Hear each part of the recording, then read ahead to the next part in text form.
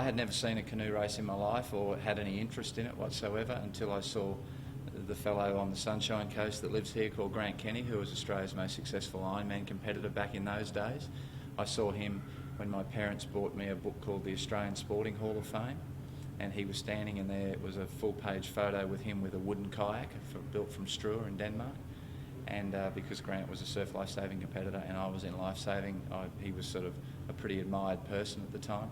So we would look up to him, and I suppose what he was involved in was something that I thought, wow, that looks really interesting. I think high levels of discipline. I'm not sure you couldn't learn them on the ski, but because the environment in canoe sprint requires a high level of endurance-based training as well as a lot of strong individual-based training, and a real sense of commitment. You've got to really nail down the sessions and get the work done to be good enough.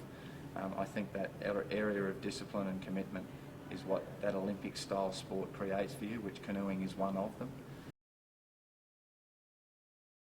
They need to understand what the rhythm of paddling is all about.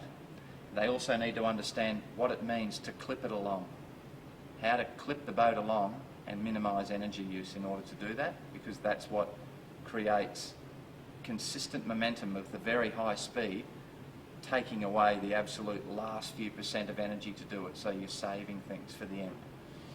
And they need to understand good race structure on how you plan a performance from go to woe, and then how to break that down into a season of training and preparation, not just on but off the water. Yeah.